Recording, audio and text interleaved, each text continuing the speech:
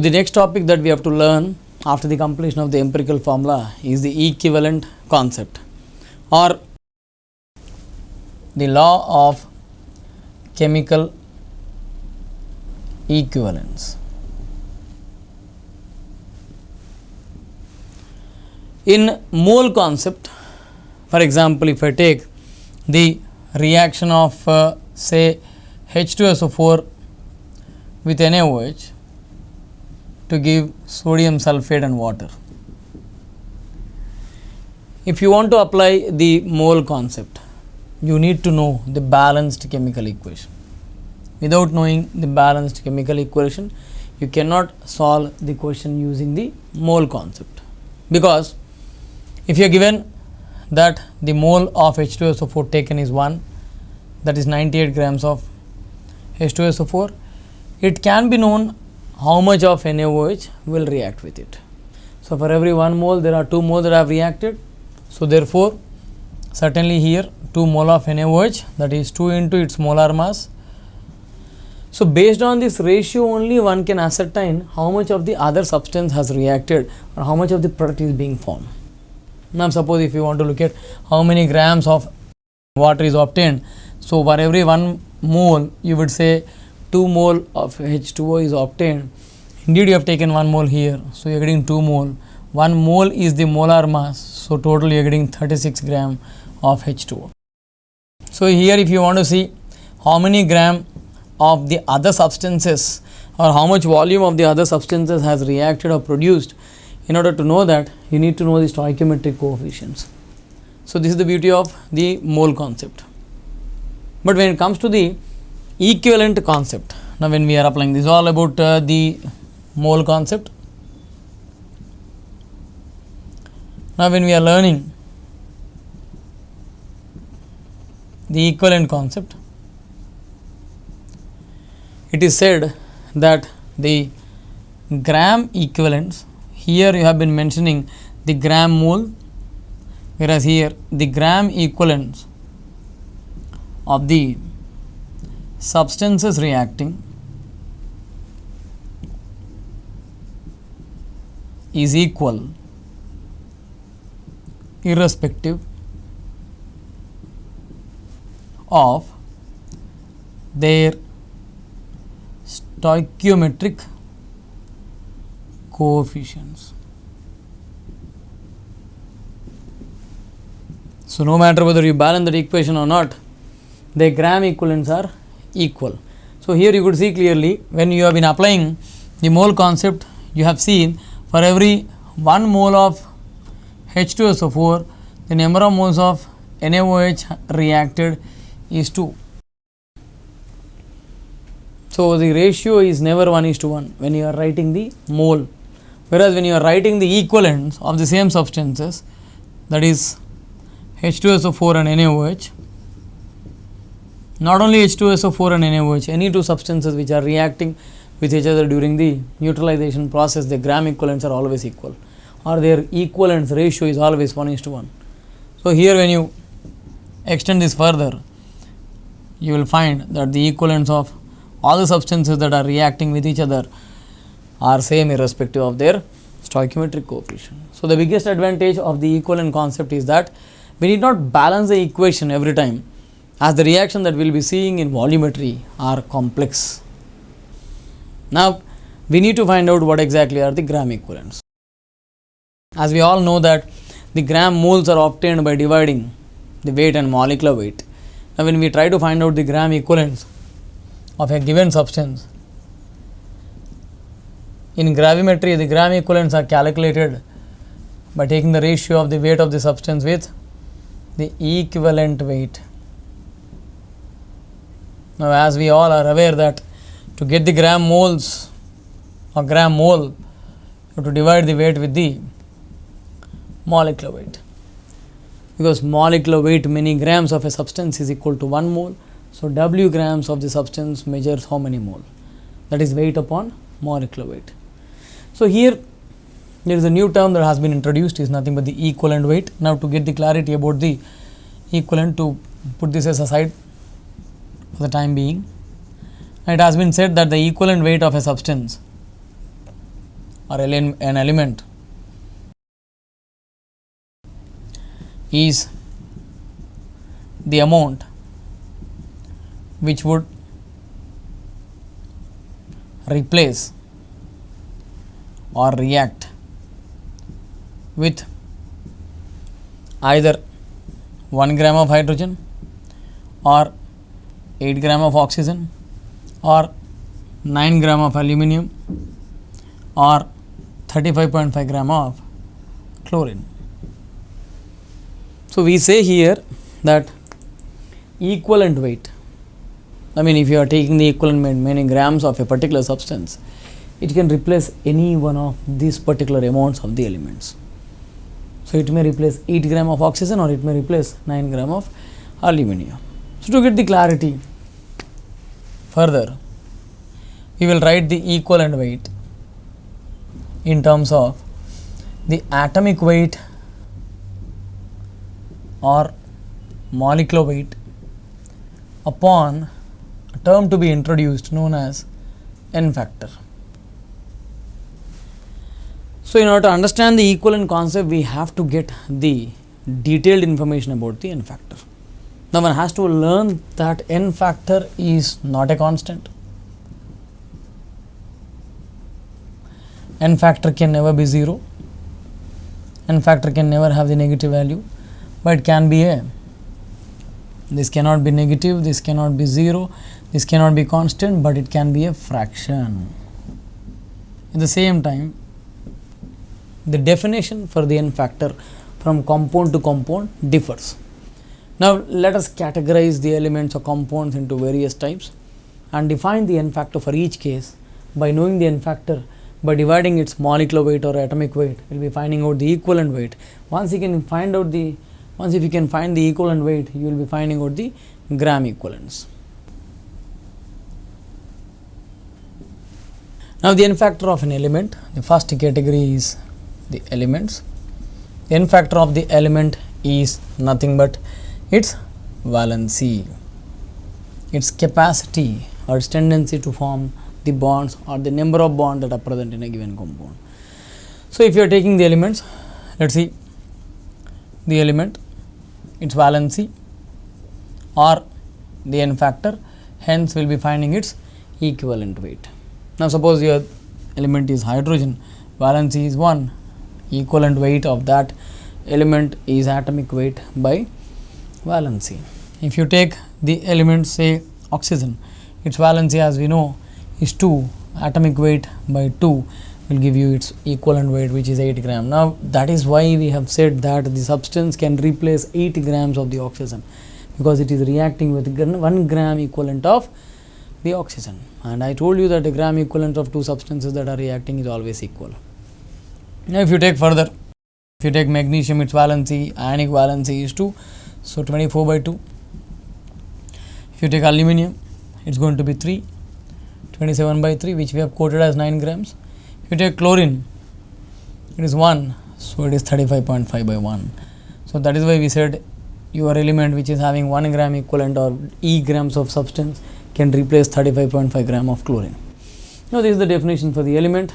Now, when it comes to the ions, it is simple that the n factor is nothing but the charge present on it.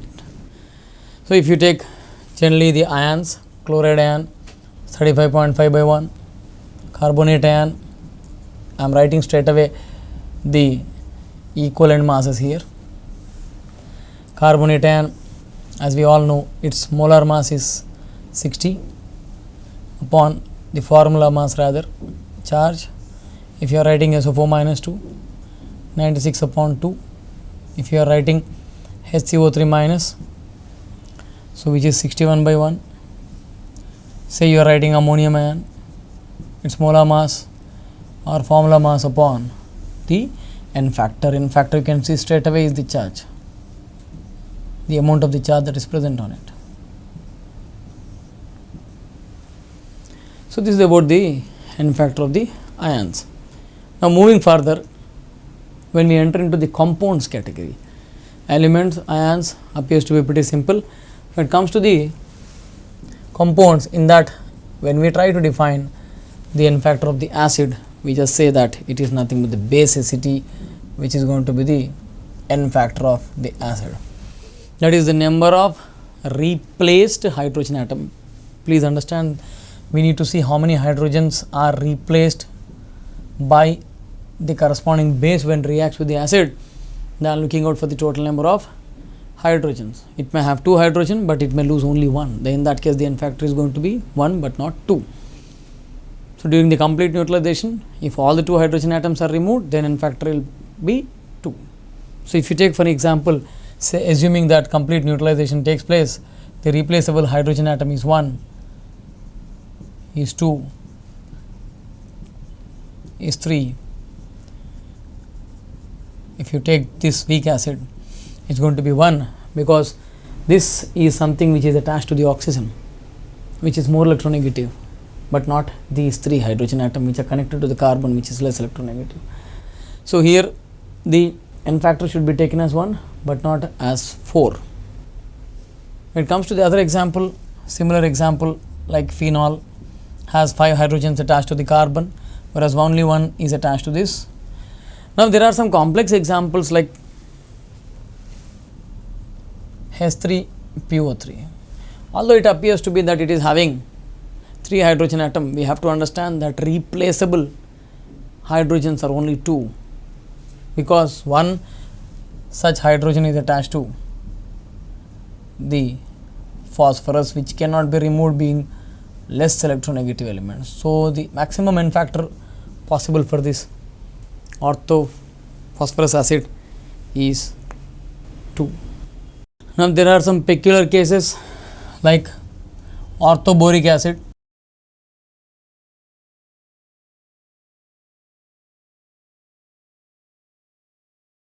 which is not a protic acid first of all. Now let me explain why. You can see here that this boron is having total 6 electrons only in its valence shell. The reason being, the total electrons that are present with the boron in the valence shell before bonding are 3, and 3 more are obtained from the oxygen. So total is only 6. So this is always hungry for the electrons, acting like a Lewis acid but not a protic acid. It is not going to donate a proton. So now when this is reacting in a certain reaction, say the orthoboric acid reacting with sodium hydroxide to give you the borax, if you have been asked to find its equivalent mass, we have to write its N factor. Its molar mass is suppose M. So now we have to understand that being a Lewis acid, it will always form a dative bond with water, leading to the formation of a complex in which boron bears a negative charge and oxygen a positive. Oxygen gets positive because of its lone pair loss.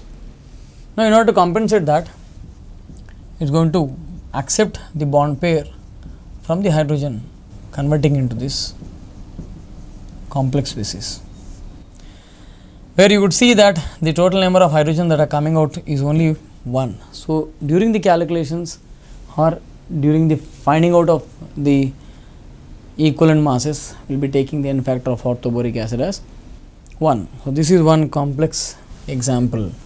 Now moving on to the next type of compound, they are bases. If you are talking about arrhenius bases, it is nothing but the acidity.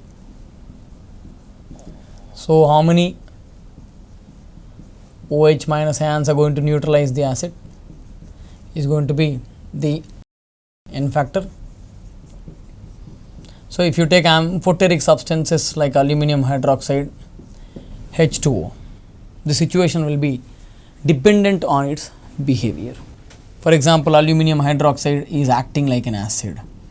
The same situation persists or prevails, where the N factor should be taken as 1. In its reaction with NaOH, where it is acting like an acid because it is reacting with a strong base, its N factor is going to be 1.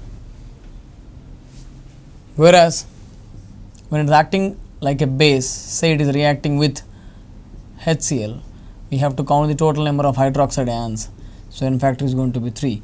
In any case, the H plus or OH minus coming out of this is 1. So, N factor of water is always taken as 1. Let us find out the N factor of the salts. The next category is the N factor of the salts. The N factor of salts is actually the total cationic or anionic charge, because we are speaking about the neutral salts which are not undergoing any sort of redox reactions. So, the total cationic or anionic charge should be taken as the N factor in the double displacement reactions. These reactions are usually non-redox reactions. I mean to say there won't be any change of oxidation state of any element during the reaction. So, these reactions are normally observed when the aqueous solution of one salt is mixed with the aqueous solution of another one, giving rise to the precipitate usually. So, in such cases the precipitate is being formed along with the other salt which is soluble. So, I will take some more examples like sodium sulphate reacting with barium chloride to give you the barium sulphate precipitate and sodium chloride. Say you have taken aluminum nitrate reacting with barium phosphate in order to give aluminum phosphate and barium nitrate. So, in this case, as we have defined, you could see clearly that there is no change in the oxidation state of any element or the major element in these reactions. So, just the cation anion interchange has taken place. So, therefore, these reactions are double displacement reaction which usually occur in water. So, now the N factor of the salt is the total cationic charge equal to the anionic charge, because they have taken the neutral salts. So, N factor is, there is one sodium and charge of each is 1. So, likewise 1 silver, 1 sodium, and here 2 sodium, 1 barium, each carrying 2 units charge, 1 barium 2 unit positive charge, 1 unit positive charge. Now, 1 aluminum is carrying 3 unit positive charge. You can see clearly that there is a distinction. Now, 3 barium each is carrying 2 unit charge, hence the total is going to be 6. So, the N factor of barium phosphate is 6. Likewise, it is 3, this is 2.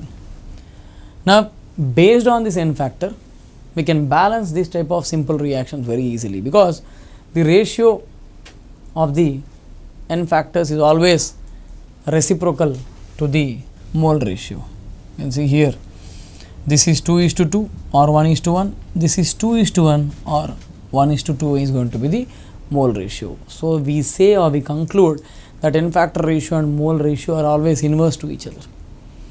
So, here it is 3:6 or 1:2 is the N factor ratio of these two substances which are reacting. So, their mole ratio is going to be 2:1. So, here their N factor ratios are 3:2, mole ratios are going to be 2:3. So, this is one way of balancing the chemical reactions.